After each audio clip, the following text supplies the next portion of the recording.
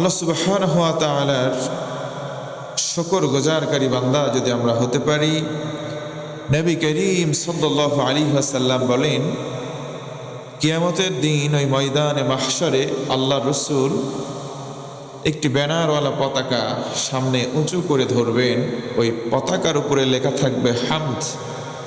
সেই হামদকে বলা হয় লেওয়াউল হামদ, মানে এটা প্রশংসা বহন করে এমন বার্তা দেয় যেটাকে বলা হয় প্রশংসার পতাকা। নবীজি প্রশংসার পতাকা উঁচু করে ধরবেন, সম্মুখ পানে অগ্রসর হবেন, তার পেছনে সমবেত কিছু উম্মত সঙ্গে সঙ্গে অগ্রসর হতে থাকবেন। নবীজি সরাসরি ওই উম্মতদেরকে নিয়ে কোনো জায়গায় ব্রেক দেওয়া বাদে জান্নাতের দরজায় গিয়ে কড়া নাড়বেন। জোরে কোন সুবহানাল্লাহ। ফেরেশতারা, দ্বাররক্ষী ফেরেশতা বলবে, মান আনতা, কে গো তুমি? জান্নাতের দরজায় কড়া নাড়লে কে গো তুমি? মান আনতা। নবীজি বলবেন, আনা মুহাম্মদ সাল্লাল্লাহু আলাইহি ওয়াসাল্লাম ওয়া আনা খাতামান নাবিয়্যিন। ফেরেশতা মণ্ডলী শোনো, আমি হলাম শেষ পয়গম্বর মুহাম্মদুর রাসূলুল্লাহ সাল্লাল্লাহু আলাইহি ওয়াসাল্লাম। ফেরেশতাদের ভিতরে একটা হাস্যোজ্জ্বল পরিবেশ চলে আসবে।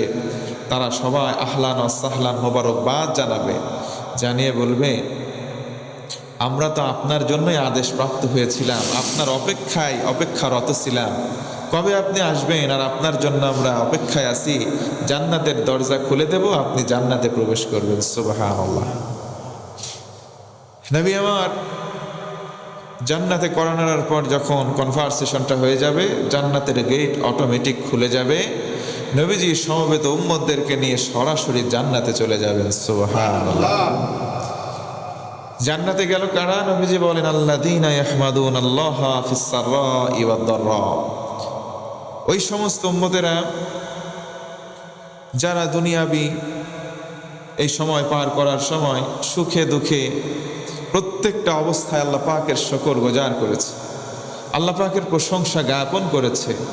মুসলমান ভাইয়েরা আমার বলেন, সব সময় আমরা প্রশংসা আদায় করব কার? আল্লাহ পাকের প্রশংসা যদি আমরা আদায় করতে পারি, আল্লাহ সুবহানাহু ওয়া তাআলা নবীজির সঙ্গে ঐক্যবদ্ধ করে, দলভুক্ত করে লেওয়াউল হামদ, হামদের পতাকার ওই মিছিলে শামিল করে জান্নাতে মেহমান বলে গণ্য করবেন। সুবহানাল্লাহ। পৃথিবীতে আজকে অনেক দল আছে, অনেক পতাকা আছে, অনেক দলীয় নেতা আছে, অনেক মিছিল আছে। কোন মিছিল আল্লাহ পাকের নামকে বিকৃত করে উপস্থাপন করে, কোন মিছিলে আল্লাহর সঙ্গে আল্লাহ দ্রোহীমূলক কথা বলা হয়, কোন মিছিলে নেতা থাকে, কর্মীর সঙ্গে মিল নাই, কোন মিছিল থাকবে পতাকা আছে, সভাপতি আছে, সেক্রেটারি নাই। এই রকম বিভিন্ন ঝামেলা দুনিয়ার দলের মধ্যে আছে না নাই? দুনিয়ার মধ্যে কেউ যদি নেতার প্রশংসা করে, কেউ যদি নেতার নাম বারবার জপে, তার জন্য কোনো কল্যাণ ইসলামের মধ্যে লিপিবদ্ধ নাই। কেবলমাত্র শুধুমাত্র আল্লাহ সুবহানাহু ওয়া তাআলার নাম যদি কেউ জপে, আল্লাহ পাকের রসুল বলেন, সেই ব্যক্তি যদি প্রশংসা গাথা শব্দ চয়ন করে, আল্লাহ পাক তারে জান্নাতি বলে গণ্য করবেন তো করবেন, আমি নবীর সাথে সরাসরি জান্নাতে যাবে। নাম নিচ্ছে কার? আল্লাহ। তাহলে পৃথিবীতে কোনো শয়তান বা কোনো মানুষ আমার নাম বেশি বেশি জপো বা আমার নেতার নাম বেশি বেশি জপো জান্নাতে যাবে, আমার তো মনে বলে ইবলিসের চাইতে বড় শয়তান ওই ব্যক্তি। কথা বলেন ঠিক কিনা? তার মানে স্পষ্ট প্রমাণ হয়ে যায়, আল্লাহ বাদে দুনিয়াতে কারো নাম নিলে সেই ব্যক্তির কোনো ফায়দা নাই। আল্লাহ সুবহানাহু ওয়া তাআলা আল্লাহ পাকের বেশি বেশি শুকর গুজারকারী বান্দা হিসেবে যেন আমাদের কবুল করে, পড়েন আমিন। আপনারা কি রাগ হচ্ছে? কথা বোঝা যায়? যদিও অনেক শৈত্যপ্রবাহ, আমি আসতেছি সেই উত্তর থেকে, আপনারা বসে আছেন আমার সারা রাত জার্নিতে। গতকাল ফজরের পর রওনা দিছি, যাইতে যাইতে সন্ধ্যা, ওয়াজ করা শেষ করছি, রাত গভীর, আবার রওনা দিচ্ছি, সারা রাত রাস্তায় এমন কুয়াশা, এখান থেকে সামনে 2 কদম কি কিছু দেখা যায় না, এত কুয়াশা রংপুরের ওই দিকে। আবার আল্লাহর কি ইশারা, এক জায়গায় 1 লেন। বাঙালি আমরা তো, আমাদের ধৈর্য কম, গাড়ি এই দিক থেকেও ঢুকাইছে, ওই দিক থেকেও ঢুকাইছে, মুখামুখি ধরে বসে আছে। তুইও যাইতে পারবি না, আমিও যাইতে পারবো না, মুখামুখি বসে আছে। 3 ঘন্টা 20 মিনিট বসেছিলাম সেই বগুড়ার মোকামতলায়, নাহলে ফজর এসে পড়তাম। ঘুম নাই তো, সুস্থ আপনারা আছেন তো আলহামদুলিল্লাহ। রাতের পর রাত, দিনের পর দিন আল্লাহ সুবহানাহু ওয়া তাআলা এইভাবে সফর করিয়ে নেন। এটা আল্লাহ পাকের রহমত বাদে সম্ভব না। আল্লাহর দয়া ছাড়া একটা মানুষ কখনো জিন্দাই থাকতে পারে না। তবে একটা কথা মনে রাখবেন, আল্লাহ পাকের রহমত যখন আপনার কাছে আসবে, এটা আপনি বুঝতে পারবেন যে এটা আল্লাহর রহমত ছাড়া আদৌ সম্ভব না। আল্লাহ সুবহানাহু ওয়া তাআলার প্রশংসা বেশি বেশি আদায় করতে হবে, কারণ হাদিসের ভাষা ছিল আল্লাযীনা ইয়াহমাদুনাল্লাহা ফিস সাররাই ওয়াদ দাররা। সুখের সময় কষ্টের সময় প্রশংসা করব কার? আল্লাহর। সুখের সময় আর দুঃখের সময় ফারাক কি?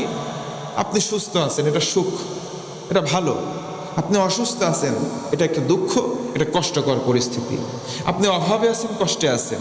আপনি সচ্ছল অবস্থায় আছেন মানে ভালো আছেন। কিন্তু রাসূল বলেন, যে ব্যক্তি সুস্থ আছে তাও প্রশংসা করে, অসুস্থ আছে তাও প্রশংসা করে। কেন করে? মুহাদ্দিসিনে কেরাম ব্যাখ্যায় উল্লেখ করেন, এক ব্যক্তি অসুস্থ, সেও শুকরিয়া করে বলতেছে আল্লাহ তোমার ধন্যবাদ। তার মানে সে বলতেছে আলহামদুলিল্লাহ। প্রশ্ন করা হলো কেন? আমি তো এখনো বেঁচে আছি, অসুস্থ আছি তো বেঁচে আছি। অনেক মানুষ অসুস্থ হয়েছে তো হয়েছে, আমার থেকে মুমূর্ষ অনেকে মারা গেছে। আল্লাহ যে জীবনটা এখন আমার রাখছেন, এই জন্য শুকরিয়া, আলহামদুলিল্লাহ। ওই অবস্থায় যদি আল্লাহ পাক ওই বান্দার অন্তরা জবানটা এক দেখেন, তোর মনের কথা মুখের কথা এক, সঙ্গে সঙ্গে আল্লাহ পাক তার হায়াতে আরো বারাকা দান করে। সুবহানাল্লাহ। আল্লাহর ওয়াদা মিথ্যা নয়, চারটিখানি কোনো কথা নয়। এজন্য পৃথিবীতে কোনো মানুষের নামে নয়, পৃথিবীতে কোনো গোষ্ঠীর নামে নয়, পৃথিবীতে কোনো নেতার নাম জপে নয়, পৃথিবীতে একমাত্র আল্লাহর নাম জপে জান্নাতে যাওয়া যায়। কথা বলেন ঠিক কিনা? কে কি বললো উল্টা পাল্টা? নামের শুরুতে মোহাম্মদ, শেষে ইসলাম লাগালে মুসলমান হয় না। মুসলমান শুধু খাতনা করলেই মুসলমান হয় না। মুসলমান হওয়ার জন্য অনেকগুলো শর্ত লাগে। আল্লাহ দ্রোহী কোনো কথা বললে সেই ব্যক্তি তওবা করা বাদে মুসলমান থাকে না। আল্লাহ আমাদের সঠিক বুঝতে পড়ে না। আমিন। কত দূর কথা যায় একটু হিসাব করে কথা বলা উচিত। কথার ওজন একটু মেপে করা উচিত, প্রচার করা উচিত। কারণ নবীজি বলেন, এই জিহ্বার জামিনদার আমি রসুল হব যদি সে জবানের হেফাজত করে, হাফিজুল লিসান হয়। 2টা ইন্দ্রিয়ের কথা নবীজি বলেছেন, এক হচ্ছে জবান আর 2 হচ্ছে লজ্জাস্থান। রসুল বলেন, আমার কোনো উম্মত যদি এই 2টার জামানত আমার কাছে জমা দিতে পারে, আমি রসুল তার জামিনদার হয়ে তাকে সাথে করে জান্নাতে নিয়ে যাব। আজকে জবানের কোনো হেফাজত নাই, মনে যা ইচ্ছা তাই কথা বলে ফেলতেছে। এক জায়গায় বসতেছে, এর নামে গেবো, তোর নামে গেবো, তোর নামে পরনিন্দা চর্চা, এরে গালিগালা, জোরে কটু কথা, ওরে কষ্ট দিয়ে আঘাত দিয়ে কথা বলা। নবীজি বলেন, হাফিজুল লিসান, জিহব্বার সংরক্ষণাবেক্ষণ যারা করবে। আরে আমরা তো জান্নাত চাই। রসুল আমার বলেন, এমন 5টা আমল আছে পৃথিবীতে, যেই 5টা আমল করলে জান্নাত ওই ব্যক্তিরে চায়। সুবহানাল্লাহ। তার 1 নম্বর আমলই হচ্ছে হাফিজুল লিসান। কথাকে কন্ট্রোল করতে হবে, জবানকে হেফাজত করতে হবে, জিহব্বাকে যেখানে সেখানে নাড়াচাড়া করা যাবে না। এই জিহব্বা দিয়ে যে কথা বের হয় অনেক দামি কথা, এই কথাকে সংরক্ষণাবেক্ষণ যারা করবে, রসুল বলেন জান্নাত ওই ব্যক্তিকে ডাকতে থাকবে। আরেকবার সুবহানাল্লাহ। নবীজি আরেক হাদিসে বলেন, মান সামাতানা যা, যে ব্যক্তি অযথা কথা বলা থেকে নিজেকে হেফাজতে রাখবে, চুপ থাকবে, আপদ বিপদ আর মুসিবত থেকে আল্লাহ নিজের কুদরতে হাতে তার হেফাজত করবে।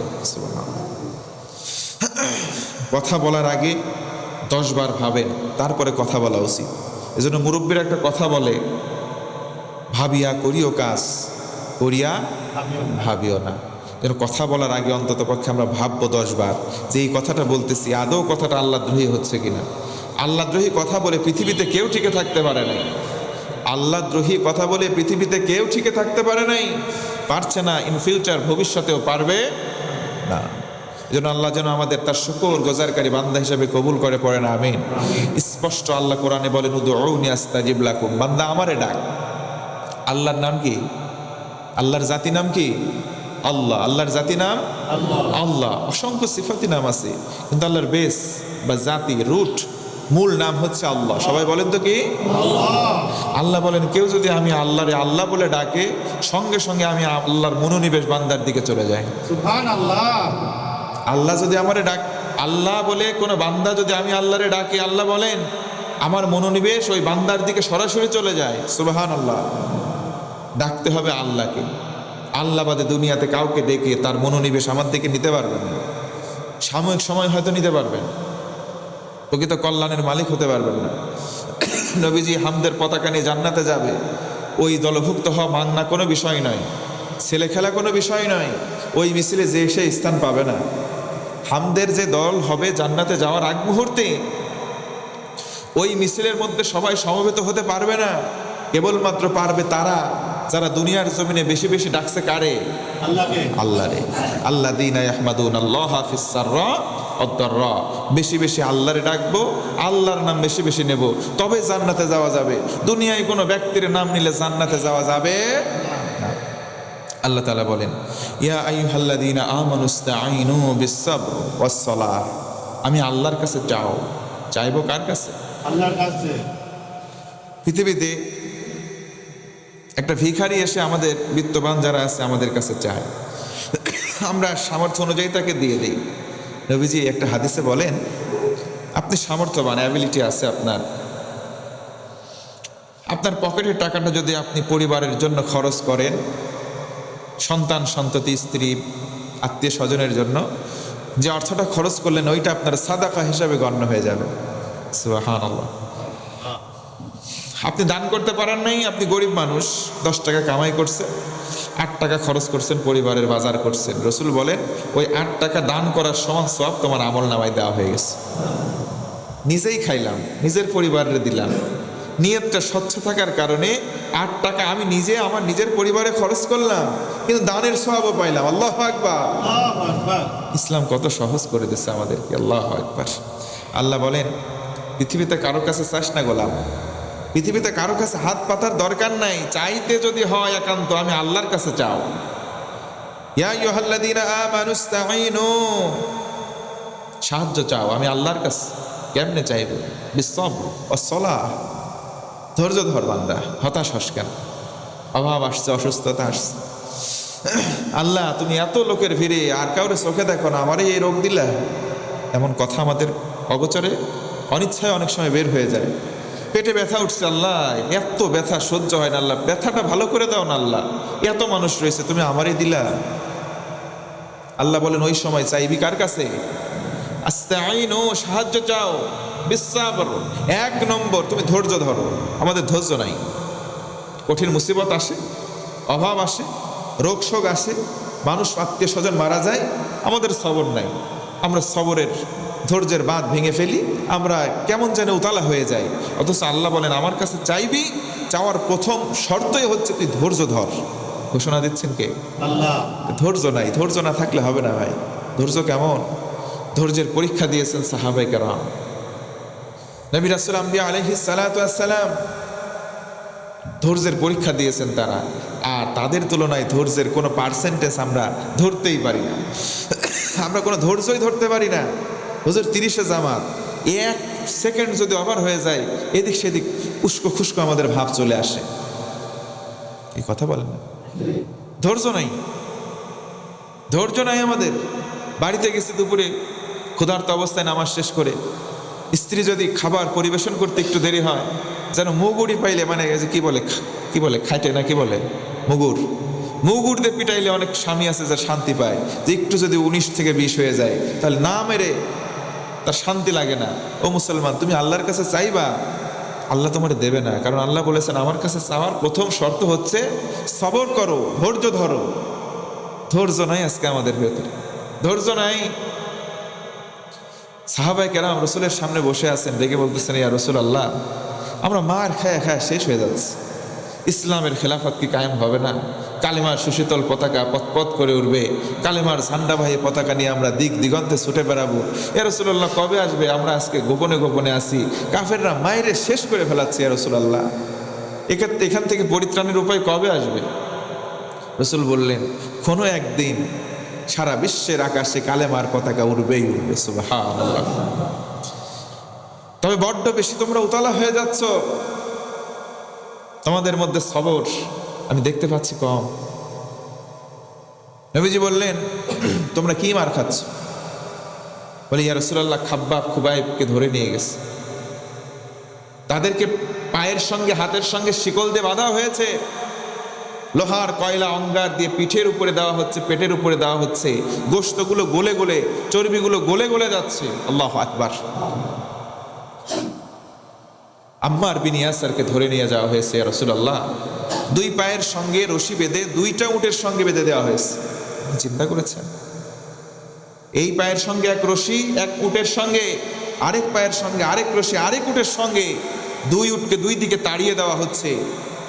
জায়গার মধ্যে আল্লাহ নবীর সাহাবী দুই ভাগ হয়ে যাচ্ছে। আল্লাহু আকবার। রাসূল বললেন, তোমরা বড্ড উতলা হয়ে যাচ্ছ। কেন ইমাজিন, আপনি চিন্তা করেছেন একটা মানুষকে দুই টুকরা খুলে ফেলা হচ্ছে। রাসূল বলতেছেন, তবুও তোমরা হতাশ হয়ে যাচ্ছ, সবর ইখতিয়ার করো, সবর ইখতিয়ার করো। একটু চিন্তা করেন, মানুষকে দ্বিখণ্ডিত করে ফেলা হচ্ছে ইসলাম মানার অপরাধে, তবুও রাসূল বলছেন এটা কিছুই না, তোমরা সবর ধরো। আর আজকে আমাদের ওই রকম তো অনেক দূরের কথা, মসজিদমুখী হলে, মাদ্রাসামুখী হলে, নামাজমুখী হলে কেউ কটু কথা বলে না, আরো বলে বাবা ভালো, আহলান ওয়া সাহলান, তোমাকে ধন্যবাদ, কথা বলে ঠিক কিনা? আরে সর্বনাশ, তারপরে আমাদের ধৈর্য নাই। এত কষ্টের পরেও রাসূল বললেন ধৈর্য ধরো, কারণ তোমাদের এই পরিস্থিতি আর তোমাদের পূর্বে যারা কালেমা তাওহীদকে গ্রহণ করেছিল তাদেরকে ধরে আনা হতো, মাটির নিচে তাদের গলা পর্যন্ত পুঁতে ফেলা হতো, বড় লোহার করাত আনা হতো ধারালো, যেই করাত দিয়ে বড় বড় গাছ কাটা হতো, ওই করাত মাথার উপরে দুইজন রাখতো, দুই দিক থেকে এইরকম ভাবে চালানো হতো, জায়গার মধ্যে মস্তক দ্বিখণ্ডিত হয়ে যেত। আল্লাহু আকবার। ইসলামের জন্য তোমরা সাহাবীরা কোনো ত্যাগই, তোমাদের এই ত্যাগটা তাদের তুলনায় কিছুই না, তারা জীবন দিয়েছে জায়গায় দাঁড়িয়ে, তোমরা কেবল মার খাচ্ছ, মার খাও, ধৈর্য ধরো, একদিন তোমাদের পক্ষে বিজয় চলে আসবে, কথা বলে ঠিক কিনা? আল্লাহ রাসূল বলে গিয়েছেন, মার খাও, ধৈর্য ধরো, মার খাও, ধৈর্য ধরো, জেলে যাও, বিজয় একদিন আসবে। ওয়া আনতুমুল আ'লাউন, তোমরাই বিজয়ী হবে, ইন কুনতুম মুমিনিন, যদি তোমরা মুমিন হও, সাচ্চা মুমিন। জোরে কোন সুবহানাল্লাহ। আজকে বিজয় নাই, আমাদের হাতে ক্ষমতা নাই। কেন নাই? ওয়া আনতুমুল আ'লাউনা ইন কুনতুম মুমিনিন, আমরা বিজয়ী হতে পারি না, আমাদের হাতে ক্ষমতা নাই, আমাদের হাতে কালিমার ঝান্ডাবাহী পতাকা পতপত করে উড়াতে পারছি না। কেন? আমাদের ভিতরে সাচ্চা ঈমান নাই, আমরা মুমিন হতে পারি নাই। আল্লাহ নিজে বলেছেন, ইয়া আইয়ুহাল্লাযীনা আমানু, ও হে তোমরা যারা মুমিন, আমাদেরকে বলেছেন তোমরাই বিজয়ী, তোমরাই জয়ী, তোমরাই সবকিছু শাসন করবে। কন্ডিশন দিলেন, কলিজার মধ্যে সাচ্চা ঈমান থাকতে হবে। বুকে হাত দিয়ে আমরা কেউ বলতে পারবো না আমাদের ভিতরে সাচ্চা ঈমান আছে। যদি ঈমান থাকতো, আল্লাহর ওয়াদা কোশ্চেনকালে মিথ্যা নয়, আল্লাহ যেটা বলেছেন শতভাগ সত্য। আল্লাহ কোরআনে কোনো কথা মিথ্যা বলেছেন? না। সন্দেহ হয়? সন্দেহ হলে ঈমান থাকবে না। আল্লাহ বলেছেন সাচ্চা ঈমানওয়ালা হও, মুখ বুক এক করো, কথা আর অন্তর, অন্তরে যেটা লালন করো, জবান দিয়ে যদি ওইটাই বাইর করো, যদি সাচ্চা মুমিন হও, বিজয়ের মালা তোমাদের কাছে থাকবে, বিজয় কেউ ছিনিয়ে নিতে পারবে না ইনশাআল্লাহ। পড়ে ইনশাআল্লাহ। আজকে ঈমান নাই, ঈমান নাই। ঈমান থাকলে আমাদের এত ভয় হতো না যে না জানি বিজয় আবার হাতছাড়া হয়ে যায়, না জানি আমাদের উপরে আবার তারা এসে মাতব্বরি শুরু করে দেয়। এই ভয় কেন হচ্ছে ভাই? আমাদের ঈমানের ভিতরে স্বচ্ছতা নাই, ঈমানের ভিতরে দৃঢ়তা নাই, ঈমানের ভিতরে পাকা পোক্তি নাই, কথা বলে ঠিক কিনা? আল্লাহ বলেছেন বিজয় তোমাদের, শর্ত হলো মুমিন হও। আল্লাহ বললেন হতাশ হও না, নিরাশ হও না। আমি আল্লাহর কাছে চাও, চাওয়ার প্রথম শর্ত হচ্ছে সবর করো, ধৈর্য ধরো, ধৈর্য ধরতে হবে সাহাবে কেরামদের মতো করে। আহারে সাহাবে কেরাম ইসলাম কবুল করার অপরাধে বাড়ি থেকে বের করে দিয়েছে, পরনের বস্ত্র পর্যন্ত খুলে রাখছে উলঙ্গ করে। ইসলাম কবুল করছিস বেটা, এই বাড়িতে তোর ভাত নাই, কোনো কাপড় নেই, খোল, এখান থেকে চলে যা। আল্লাহু আকবার। চিন্তা করছে, ইসলাম কবুল করছি আমরা, বাপ দাদা ছিল মুসলমান, তার দাদা ছিল মুসলমান, আমরা মুসলমান, মানে বংশীয় পরম্পরায় ইসলাম পাইছি আমরা। সাহাবায়ে কেরাম বেধর্মীর ঘরে জন্মগ্রহণ করেছে।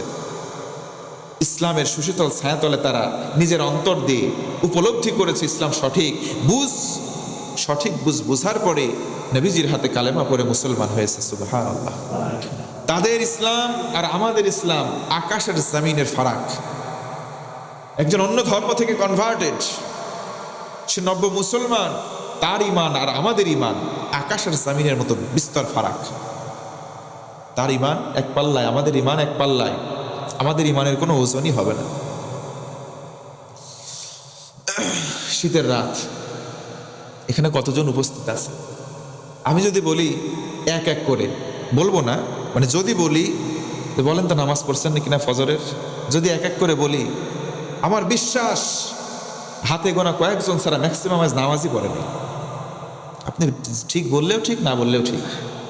আপনি যদি বলেন ঠিক তবুও ঠিক, যদি বলেন না বে ঠিক তাও ঠিক। কথা বলেন ঠিক কিনা? আমি জিজ্ঞাসা করব না, দুঃখ, এটা পরিতাপের বিষয়। আমরা চাচ্ছি, কেন দিচ্ছে না আল্লাহ? কেন দিচ্ছে না? গোড়ায় গলত আছে। চাকরি করি, বেতন ঠিক মতো পাই না, বোনাস পাই না। আমি বলবো না, তুমি যদি বোনাস বেতন ঠিক মতো না পাও, তোমার কোম্পানির মালিকের সাথে তোমার সম্পর্ক ভালো নাই। কোম্পানির মালিকের সঙ্গে, অফিসের মালিকের সঙ্গে, বসের সঙ্গে তোমার সম্পর্ক ভালো নাই। তুমি ঠিক মতো চাকরি করতেছো না, ফাঁকি চুকা দিতেছো, এজন্য মাঝে মধ্যে তোমার বেতন আটকায় যাচ্ছে। আমাদের মালিককে আল্লাহ, তারও কিছু ডিউটি আমাদের দেওয়া আছে। ডিউটি যদি ভালো করে পালন করি, তার সঙ্গে সম্পর্ক ভালো থাকবে, বেতন বোনাস সঙ্গে সঙ্গে দিয়ে দেবেন। সম্পর্ক ভালো নাই, ঠিক মতো ডিউটি করি না, এই জন্য বেতনও পাই না ঠিক মতো, বোনাসও পাই না। আওয়াজ দেন মুসলমান, ঠিক কিনা? করজোরে বিনতি করি, আস্তাইনু বিসসাবর। নাম্বার 1, 1 নম্বর হচ্ছে ধৈর্য। ধৈর্য হারা হওয়া যাবে না। কষ্ট আসবে, দুঃখ আসবে, অভাব আসবে, অসুস্থতা আসবে, মানুষ আত্মীয় স্বজন মারা যাবে, ধৈর্যচ্যুত হওয়া যাবে না। মুরব্বীর একটা কথা বলে, সবরে মেওয়া ফলে। সবরে মেওয়া ফলে। মেওয়া শব্দের অর্থ সুস্বাদু ফল। আমরা ওই যে আতা ফলের মতো এক জাতীয় ফল আছে, ওইটারে মেওয়া বলি। মেওয়া শব্দের অর্থই হচ্ছে সুমিষ্ট ফল। যেই ফলটা খেতে স্বাদ সুস্বাদু, সেটারে মেওয়া বলা হয়। সবরে মেওয়া ফলে, তার মানে ধৈর্যের ফল সুমিষ্ট হয়। এই ঘোষণা দুনিয়ার কোনো মানুষের নয়, কোনো পণ্ডিতের নয়, বাগধারার কোনো কাব্য নয়, কোনো লিখিত বিষয় নয়। সরাসরি এই কথাগুলো কোরআন থেকে কোট করে চুরি করে ওই কথাটা বানানো। আল্লাহু আকবার। আল্লাহ রসুলের সাহাবীরা কত কষ্ট ক্লেশ সহ্য করার পরেও ইসলাম থেকে এক চুল পরিমাণ সরে যায় নাই। 3 দিন 5 দিন 7 দিন পর্যন্ত অনাহারে, পেটের মধ্যে কোনো দানাও পড়ে নাই, পানিও পড়ে নাই, লাগাতার অনাহারে। এরপরে ইসলাম থেকে দূরে সরে যায় নাই। জোর গলায় আল্লাহু আকবার বলবেন না? রসুলের এক সাহাবী এসে বলতেছেন, ইয়া রাসূলুল্লাহ, অমুক জনপদে গিয়েছিলাম, কিছু লোক দেখলাম বেধর্মী, তাদের কাছে ইসলামের দাওয়াত দিলাম। আগে থেকে আপনারা চেনে, ইসলামরে চেনে, আমাদের কথা শুনে আমাদেরকে সাক্ষ্য দিয়ে তাওহীদকে মেনে নিয়ে আপনাকে রিসালাতের স্বীকৃতি দিয়েছে, মুসলমান হয়ে গেছে। আমরা তাদেরকে বলে এসেছি, ইয়া রাসূলুল্লাহ, তোমরা সবর করো, আল্লাহ পাকের পক্ষ থেকে রহমত এবং বরকত পাবে, খাদ্য দ্রব্যের কোনো অভাব তোমাদের হবে না। কিন্তু নবীজি, আজকেই দেখে আসলাম, কয়েকদিন পরে যারা ইসলাম কবুল করছে তাদের বাড়ি থেকে বের করে দেওয়া হয়েছে, ত্যায্য করা হয়েছে। জমি জামা কিছু দেওয়া হয় নাই, কোনো খাদ্য বস্ত্র কিচ্ছু দেওয়া হয় না। একটা জায়গায় যাযাবরের মতো আছে, বেদুইনের মতো। বেদুইন বেদুইন বেদুইন শব্দ আমরা অনেকে জানি। ওই যে বেদুইন শব্দটা কনভার্ট হয়ে আমাদের বাংলাদেশে বলা হয় বাইদানি। কি বলা হয়? নাম শোনেন নাই? কারা বাইদানি? কারা? না, সাপ পোকা না। বাইদানি শব্দটা আসছে যাদের কোনো নির্দিষ্ট ঘর নাই, যাদের থাকার কোনো নির্দিষ্ট জায়গা নাই, যেইখানে রাত ওইখানেই কাইত, তাদেরকে বলা হয় বেদুইন। বেদুইন কারা? আরবের বাসিন্দা, কিন্তু নির্দিষ্ট কোনো ভূমি নাই, ঘর বাঁধার জন্য কোনো ভূমি নাই। যেইখানে যাবে তাঁবু গাড়বে, ওইখানে থাকবে রাত, আবার আরেক জায়গায় যাবে, আরেক জায়গায় রাত কাটাবে। এই বাংলাদেশের বাইদানিদের অবস্থা তাই নয়? তো বেদুইন শব্দকে কনভার্ট করে আমরা বাইদানি বলছি। মূলত শব্দটা ছিল বেদুইন। বেদুইন মানে যাদের নির্দিষ্ট বাস্তু ভিটা নাই। নবীজির কাছে বলা হলো, ইয়া রাসূলুল্লাহ, ওদেরকে বেদুইন করে দেওয়া হয়েছে, বাড়ি থেকে একবারে খারিজ বের করে দেওয়া হয়েছে। খাইতে পারছে না, পড়ার কিছু নাই, মরুভূমির মধ্যে রয়েছে। আমাদের ভয় হয় ইয়া রাসূলুল্লাহ, ইসলামের দোহাই দিয়ে তারা কালেমা পড়ে মুসলমান হয়েছে, আমরা বলছি আল্লাহ সাহায্য করবেন, ইমানটাকে মজবুত করো। তারা ইমান আনছে, কিন্তু এখন আমাদের ভয় হয় অভাবের কারণে না জানি আবার তারা মুসলমান তো ত্যাগ করে, ইসলাম ত্যাগ করে বাপদাদার ধর্মে ফিরে যায়। নবীজি চিন্তিত হলেন, বিষণ্ণ মনে বসে আছে। বলেন অমুক সাহাবীকে ডেকে পাঠাও। আনা হল। তোমার খেজুর বাগানে খেজুর আছে? খেজুর ছিল, বিক্রি হয়ে গেছে। কে দিতে পারবে 1000 টাকা? সমসাময়িক সময়, তৎকালীন সময়কার টাকা। ইয়া রাসূলুল্লাহ, আমি দিতে পারবো 1 মাসের জন্য। যাও, নিয়ে যাও, তাড়াতাড়ি যাও। খাদ্য কেন, কি কি প্রয়োজন কিনে তাদেরকে দিয়ে আসো। সুবহানাল্লাহ বলবেন না? এর নাম নেতা। আর আমরাও নেতা দেখি বিভিন্ন দেশে, বাংলাদেশের কথা বলছি না, বিভিন্ন দেশে নেতার কাছে টাকা আসে যে গরিব, অসহায়, দুস্থ ভিখারিদের কাট করে দিয়ে দাও। ওই ভিখারিদের টাকা তাদের কাছে পৌঁছানোর আগে নেতার পকেটে চলে যায়, পেটে চলে যায়। একটা মানুষ দুস্থ, খাচ্ছে না, মিসকিন, অসহায়, তার অংশ তুমি খাইলা, তুমি বেটা নেতা হইতে পারো না, তুমি খেতাও না। কথা বলেন ঠিক কিনা? তুমি কুকুরের চাইতে অধম। উলাইকা কাল আনআম বাল হুম আদাল। তোর মস্তিষ্কের মধ্যে কুকুরে প্রস্রাব করছে, বেটা তুই গরিবের হক মেরে খাস। তবে যারা ভুক্তভোগী, আল্লাহ বললেন তোমরা যদি মুমিন হও একটু সবর করো।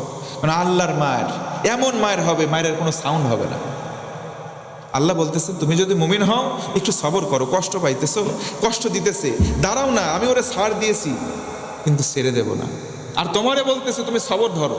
জোরে বলেন না আল্লাহু আকবার। সাহাবায়ে কেরাম দিয়ে আসলেন, তারা উৎফুল্ল চিত্তে গ্রহণ করলো, ইসলামের সুশীতল ছায়াতলের মধ্যে থাকলেন। ওই অল্প খাবারের মধ্যে আল্লাহ রাব্বুল আলামিন বরকত নাজিল করে দিলেন, খাবারের মানটা আরো বাড়িয়ে দিলেন। জোরে বলুন সুবহানাল্লাহ। তার মানে সচ্চা ইমানদার যদি আমরা হতে পারি, আর যদি সবর ইখতিয়ার ঠিক মতো করতে পারি, আল্লাহ সুবহানাহু ওয়া তাআলা আমাদেরকেও বিভিন্ন বিষয়ের মধ্যে বরকত দিতে পারেন কি পারেন না? বিশ্বাস আছে কি আছে না? আছে। আল্লাহ ছাড়া কেউ বরকত দিতে পারে না। আপনি মান্নত করতেছেন সিলেটের শাহজালালের শাহপরানের মাজারে গিয়ে সুতি বাঁধতেছেন, মান্নত করতেছেন, মনে মনে কি কি বলতেছেন, মান্নত করে গিট বাইদে দিয়ে আপনি চলে আসতেছেন। ওই জায়গায় আপনি গোলাপ জল, আতর ইত্যাদি মিষ্টান্ন কিনে দিয়ে একটা মান্নত করে চলে আসতেছেন। আচ্ছা, বাই চান্স মান্নতটা ফিল আপ হয়ে গেল, পূরণ হয়ে গেল, আপনি কি চিন্তা করলেন যে শাহজালাল আছে বিধায় আমার কাজটা হয়েছে? এমন টেন্ডেন্সি আপনার ভিতরে চলে আসলো। আপনি চোখ বন্ধ করে একটা খাম্বার দিকে খোয়া মারেন, 10টা চোখ বন্ধ করে খোয়া মারেন, একটা লেগে যেতেই পারে। কথা বলেন পারে কি না? পারে। আরে শাহজালাল যেখানে শুয়ে আছেন, তিনি আল্লাহর জবরদস্ত একজন ওলি ছিলেন। তিনি শুয়ে আছেন, তার চিন্তা নিয়ে ব্যস্ত, সে নিজের চিন্তা নিয়ে নিজে ব্যস্ত আছে। আপনার কি উপকার করবে? আমার কি উপকার করবে? নবীজি বলেন কবরে যে ব্যক্তি যায়, প্রথম ইমিগ্রেশন কাউন্টার আখিরাতের, ওই জায়গায় সবাই তার নিজেকে নিয়ে ব্যস্ত থাকবে। আর কিয়ামতের ময়দান যখন বারজাকের জিন্দেগি শেষ হবে, ময়দানে মাহশারে রসুল বলেন সব রসুলগণ পর্যন্ত নিজেকে নিয়ে ব্যস্ত থাকবে, শুধু আমি মুহাম্মাদুর রাসূলুল্লাহ বাদে। জোরে কোন সুবহানাল্লাহ। আরে কোথায় শাহজালাল? হ্যাঁ, লালন শাহর মাজারে অনেকে যায়, কুষ্টিয়া। হ্যাঁ, লালন শাহর মাজারে গিয়ে মান্নত করে, তার কাছে চায়। অনেক মা বোন আছে, বিশেষ করে মা বোনেরা বেশি, পাবনায় কম আছে, অন্যান্য জায়গায় আমরা যাই সেদিকে বেশি আছে, মান্নত করে, এই চাই সেই চাই। কিন্তু আল্লাহ বলেন দুনিয়ায় কারো কাছে চাওয়া যাবে না, চাইতে হবে একজনের কাছে। তিনি কে? আল্লাহ। কোথায় যাচ্ছি আমরা? আজকে আমাদের ব্যাটে বলে টাইমিং হচ্ছে না, মানে আল্লাহর সঙ্গে বান্দার মুআল্লাক অ্যাফেয়ার, সম্পর্কটা ঠিক মতো নাই। এই জন্য তার কাছে আমাদের প্রাপ্তি যেটা ঠিক মতো আমরা পাচ্ছি না, পাবো না, ততদিন পাবো না যতদিন ঈমান আমাদের ভিতরে স্বচ্ছ না হবে। আমরা যতদিন মুমিন না হব ততদিন টাইমিং হবে না, আল্লাহর সঙ্গে অ্যাফেয়ার, সম্পর্কটা মজবুত হবে। আল্লাহ বলেন এরপরে নামাজ পড়ো, নামাজ পড়ো, নামাজ পড়ো। হযরত ওমর ফারুক রাদিয়াল্লাহু আনহু জুতা ছিঁড়ে গেছে, স্যান্ডেল জুতা ছিঁড়ে গেছে, সঙ্গে সঙ্গে নামাজে দাঁড়িয়ে গেছেন। সুবহানাল্লাহ বলবেন না? উনি তো জুতাটা নিয়ে মুসির কাছে যেতে পারতেন। ইমান দেখেন, ইমান ইমান ইমান একটু লক্ষ্য করেন, ইমান। হযরতে ওমরের সামনে ওই আয়াত তেলাওয়াত করা হয়েছে, ইয়া আইয়ুহাল্লাযীনা আমানুস্তাঈনু বিস-সাবর ওয়াস-সালাহ। আমাদের সামনেও তেলাওয়াত করা হয়েছে। আল্লাহ তাআলা ভিন্ন আয়াতে বলেন, ওয়া ইযা তুলিয়াত আলাইহিম আয়াত, যখন ইমানদারদের সামনে আল্লাহ পাকের আয়াত তেলাওয়াত করা হয়, যাদাতহুম ঈমানা, তাদের ঈমান যা ছিল তার থেকে আরো পরিমাণে বেড়ে যায়। সুবহানাল্লাহ। মুফাসসির স্পষ্ট করেছেন, মুমিনদের সামনে কোরআন তেলাওয়াত করা হলে তাদের ঈমান আরো বেড়ে যাবে। আর যারা নিফাকি ধারণ করে, যারা মুনাফিক, যারা কাফের কুফফার, তাদের সামনে কোরআন তেলাওয়াত করা হলে তাদের ঈমান বাড়ে না, তাদের শয়তানি বেড়ে যায়, তাদের শয়তানি বেড়ে যায়। কোরআন শোনার পরে যদি কারো ভিতরে একটু চুলকানি উঠে যায়, বুঝবেন তার ভিতরে ঈমান নাই, তার ভিতরে নেফাকি আছে, এই কারণে তার শয়তানি বাড়ছে।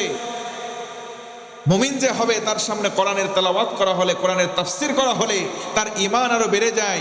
ওয়া আলা রাব্বিহিম ইয়াতাওয়াক্কালুন, আল্লাহ পরের ক্ষণেই বলেন, সব বিষয়ে এই কথা শোনার পরে আল্লাহর উপরে একমাত্র ভরসা করে। সবর, 1 নম্বর ধৈর্য, 2 নম্বরে নামাজ। 2 নম্বরে কি? নামাজ। নামাজে ছেলেদেরকে আজকে আমরা দাম দেই না সমাজে। একজন নামাজ পড়া শুরু করছে, যুবক, প্যান্ট টাকনোর উপরে পড়ে, মাঝে মধ্যে টুপি পরে, দাড়িটা শেভ করা বন্ধ করছে, দাড়ি রাখছে। অনেক ফুপা চাচা বলে, বেটা মুরব্বি হয়ে যাচ্ছিস দিন দিন, বলে কি বলে না? আরে তোর সময় আছে, এখনই যদি দাড়ি লাগাস বিয়ে দেবো কেমনে তোর? এখনই যদি দাড়ি রেখে মুরব্বি হোস, তোর বিয়ে কেমনে দেব? নামাজ পড়ার অনেক সময় আছে, তখন পড়বি। মাথার মধ্যে কোনো ঘেলু নাই।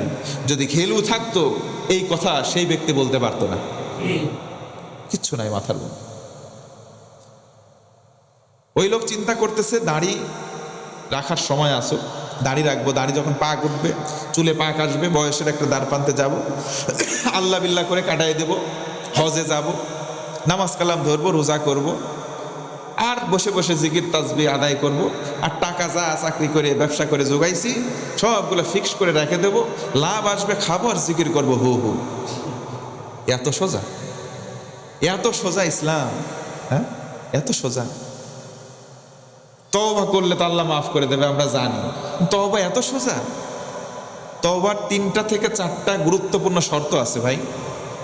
আপনি সারা জীবন গুনাহ করতেছেন আর নিয়ত করতেছেন, আল্লাহ বয়স কেবল 40-50 পর্যন্ত 180 মাইল গতিতে ছুটবো, 50-এর পর গিয়ে আমি নিজেকে গুটাবো, নামাজি হব, দাড়ি রাখবো, টুপি পরবো, সব কিছু করবো, আল্লাহ বিল্লাহ করবো। 50 পর্যন্ত কেন? আপনি 40-এ আছেন, 41-এ পা দিতে পারবেন কোনো সন্দেহ?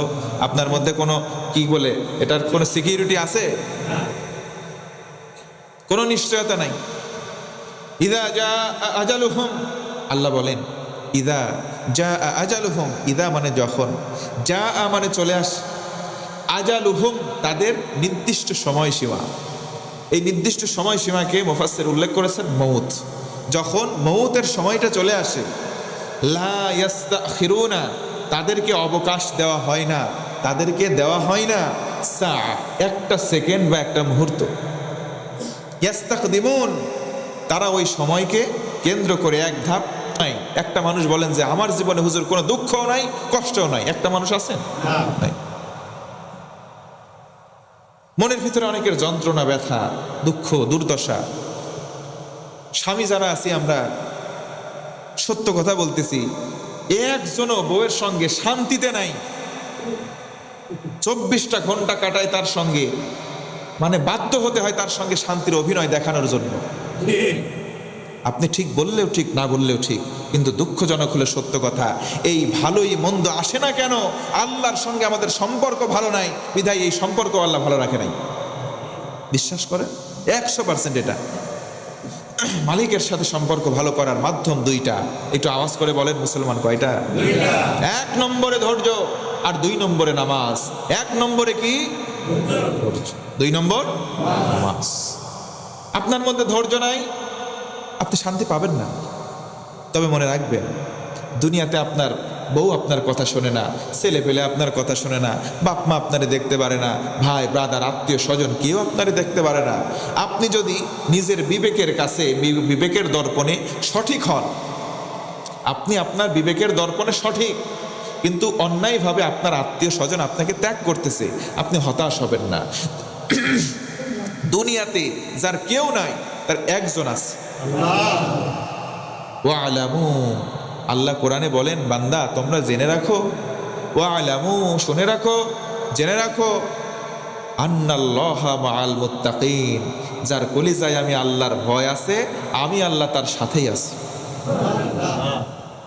আল্লাহ যার সাথে আছে, দুনিয়াতে তার আর কারো লাগবে? লাগবে? ওই যে দেখেন, হিজরতের সময় নবী করিম সাল্লাল্লাহু আলাইহি ওয়াসাল্লাম রওনা হলেন, আবু বকরের বাড়িতে গিয়ে কোরআন আনলেন। আবু বকর লাব্বাইক ওয়া সাদাইক, সাথে সাথে দরজা খুলছে। আল্লাহু আকবার। চলে গেলেন গর্তের মধ্যে, চারিদিক থেকে বেষ্টন করে নিয়েছে শত্রু বাহিনী, উপরে ঝনঝনানি দেখা যায় তরবারি। আবু বকর ভয় পেয়ে গেলেন। আবু বকর, তুমি কি জীবনের ভয় পাও? নবীজি, জীবনের ভয় ওই দিন থেকে পাওয়া বন্ধ করছি, যেই দিন থেকে কালেমা পড়ে মুসলমান হয়েছি। জীবনের ভয় সেদিন থেকে চলে গেছে। আল্লাহু আকবার। আমার ভয় আমাকে নিয়ে নয়, আমার ভয় হয় আপনাকে যদি তারা ক্ষতি করে, আমি আবু বকর থাকার পরেও যদি আমি প্রোটেক্ট করতে না পারি, এই জন্য আমি ভয় পাই। আল্লাহু আকবার। কলিজার মধ্যে ভয় কার? আল্লাহ আয়াত নাজিল করে দিলেন রাসূলের কাছে, ভয় পায় না, তোমরা দুইজন গর্তে নাই, ইন্নাল্লাহা মা'না, আমি আল্লাহ তোমাদের সাথে তৃতীয় জন। সুবহানাল্লাহ। কলিজার মধ্যে ভয় আনতে হবে আল্লাহর। র‍্যাব পুলিশ তার কোনো ভয় এনে দরকার নাই। অন্যায় অপরাধ করছেন, অপকর্ম করছেন, চোরের মন পুলিশ হবে, স্বাভাবিক ব্যাপার। আপনি অন্যায় করেন নাই, ইসলামী আন্দোলন করতে গিয়ে ভীত হয়েছেন, রাস্তায় বের হতে পারেন নাই, ঘরে থাকতে পারেন নাই, বাড়িতে থাকতে পারেন নাই। কলিজার মধ্যে যদি আল্লাহর ভয় থেকে থাকে, আল্লাহ বলেন, তুই ওই গোপন জায়গায় একা নয় বান্দা, আমি আল্লাহ তোর সাথে আছি। ইন্নাল্লাহা মা'না, নিশ্চয়ই আল্লাহ পাক তার সঙ্গী আছেন। জোরে আরেকবার সুবহানাল্লাহ। আল্লাহ বলেন,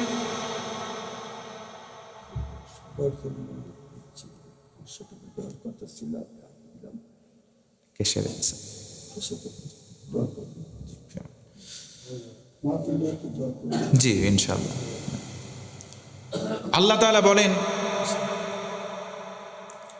ওহে মুমিন, ওহে ইমানদার, তোমরা যারা ইমানের দাবি করো, তোমরা যারা মুমিন, তোমাদেরকে বললাম আমি আল্লাহর কাছে চাইবা, আমি আল্লাহ বাদে কারো কাছে চাওয়ার কোনো সুযোগ বা অপশন ইসলামে নাই। একটু জোরে বলেন, আছে নাকি?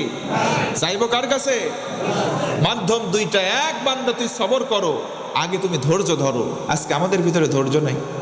ধৈর্য ধরবো ইনশাআল্লাহ। সবাই হিম্মত নিয়ে বলেন ইনশাআল্লাহ। একটু দুঃখ পাইলে, কষ্ট পাইলে, অভাবে পড়লে, অসুস্থ হইলে, একজন আত্মীয় স্বজন মারা গেলে আগে কান্নাকাটি করার দরকার নাই, আগে নামাজ পড়েন। হযরত ওমর জুতা ছিঁড়ছে, মুসির কাছে না যে নামাজে দাঁড়াইছে, কারণ আল্লাহ বলছেন, এ বান্দা আগে আমার কাছে চা, ধৈর্য ধর, নামাজ পড়। ধৈর্য ধরে 2 নম্বর নামাজে দাঁড়ায় গেছে। জোরে কর না সুবহানাল্লাহ। স্যান্ডেল ছিঁড়ছে, স্যান্ডেল জুতা ছিঁড়ছে। ইমান, এর নাম ইমান, এর নাম ইমান। জোরে বলেন আল্লাহু আকবার। চিন্তা করে দেখেন, আমাদের ভিতরে ইমান নাই। নামে মুমিন, নামে মুসলমান, নামে শুরুতে মুসলমান, আর ছোটবেলায় বাপ হাজামটাকে একটু খাতনা করায় দিয়েছে, এই জন্য মুসলমান। আপনি হাসবেন না, শিক্ষা নেন। নামে মুসলমান হয়ে কোনো কাজ নাই, কাজের মুসলমান হওয়া লাগবে। আল্লাহ আমাদের সবাইকে যেন কাজের মুসলমান হিসেবে কবুল করে। পড়েন আমিন। ইন্নাল্লাহা মা'আস সাবিরিন। আল্লাহ এই আয়াতেই বলেন, তুমি যদি সবর ইখতিয়ারকারী হও, আমি আল্লাহ তোমার সাথী হয়ে যাব। সুবহানাল্লাহ। ধৈর্য ধরেন, কষ্ট আসছে ধৈর্য ধরেন, মার খান, জেলে যান, ইসলামের জন্য যদি নিবেদিত হতে পারেন, আল্লাহ পাক বলেন, বান্দা ওই জায়গায় কেউ নাই, কনডেম সেলের মধ্যে কেউ নাই, তারপরেও দেখা যায় মাঝে মধ্যে তখন তাদেরকে বের করা হতো, ঠোঁটের সঙ্গে হাসির ঝিলিক লেগে থাকতো। কথা বলেন ঠিক কিনা? আল্লাহর ওয়াদা মিথ্যা নয়, তারা সবর ইখতিয়ার করে ওই জায়গায় থাকতো। আল্লাহর ওয়াদা, আল্লাহ বলেন গোলাম তোর সঙ্গে কেউ নাই, আমি আল্লাহ তোর সাথে আছি। সুবহানাল্লাহ। আল্লাহ যার সাথে আছে তার দুনিয়ার কারো দরকার নেই। ওয়ালা তাকুলু লিমা ইফতালু ফি সাবিলিল্লাহি আমওয়াত। সবর ইখতিয়ার করতে করতে কিছু মানুষ আল্লাহর জমিনে আল্লাহর রাজ কায়েম করতে গিয়ে দ্বীনের জন্য, কোরআনের জন্য, কোরআনের রাজ কায়েম করতে গিয়ে মারা যাবে। আল্লাহ বললেন সাবধান বেটা, ওদেরকে মরহুম বলিস না, মৃত বলিস না। ওদেরকে আমি একক জায়গায় রাখছি, কষ্টের মধ্যে ওরা থাকছে, তারপরেও কেন মাঝে মধ্যে মুখে হাসির ঝিলিক জানো? কারণ দুনিয়ায় তার সঙ্গে কেউ নাই, এমন একটা স্পেসের মধ্যে জেলখানায় রাখছো, এমন আয়না ঘরের মধ্যে রাখছো, বের করার পরেও মুখের মধ্যে হাসির ঝিলিক, কারণ আমি আল্লাহ তার সাথেই ছিলাম। সূরা বাকারা 153 নম্বর আয়াত কারিমা, 54 নম্বর আয়াত কারিমা। ঘোষণাগুলো কার? জোরে বলেন না কার? হাসি তো এমনি আসে না ভাই, হাসি আসে এই কারণে আল্লাহ সাথে আছে, আল্লাহ সাথে আছে। দুনিয়ার সবাই মিলে তোরা অন্যদিকে যা। ফাঁসির দড়িকে ওরা দড়ি মনে করে নাই, ফাঁসির দড়িকে মনে করছে ফুল। কথা বলেন ঠিক কিনা? ফুলের মালা মনে করছে। আল্লাহ বলেন যারা জীবন দিয়ে চলে গেল, এ দুনিয়ার মানুষ, লা তাকুলু লিমা ইউকতালু ফি সাবিলিল্লাহি আমওয়াত। হাসতে হাসতে যারা ফাঁসির মঞ্চে উঠে মৃত্যুবরণ করলো তাদেরকে মৃত বলো না, তারা আমি আল্লাহর কাছে জিন্দা আছে। জোরে কোন সুবহানাল্লাহ। তোমাদের কাছে হয়তো নামের শুরুতে মরহুম লাগে, ডেথ সার্টিফিকেট নিয়ে দিছো, ফাঁসিতে ঝুলায় মারছো, তারা আমি আল্লাহর কাছে জীবিত আছে। কারণ শহীদ কখনো আল্লাহর কাছে মরে। শহীদরা আল্লাহর কাছে গিয়ে বলবে, আল্লাহ জান্নাতে তো আমি জায়গা দিচ্ছ, আমাকে কি পুরস্কার, আমার একটা চাওয়া আছে। আল্লাহ বলবেন বান্দা তোর কি চাওয়া বল। শহীদরা আবার আল্লাহরে বলবে, আল্লাহ আমি আবার জীবন চাই। জোরে কোন সুবহানাল্লাহ। কেন জীবন চাস বান্দা?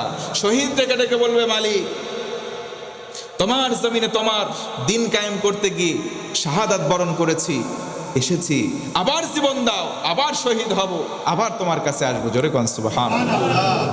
তাদেরকে আল্লাহ বলেছেন তোমরা তাদেরকে মৃত বলো না, তাদেরকে মৃত বলো না, তারা আমি আল্লাহর কাছে জিন্দা।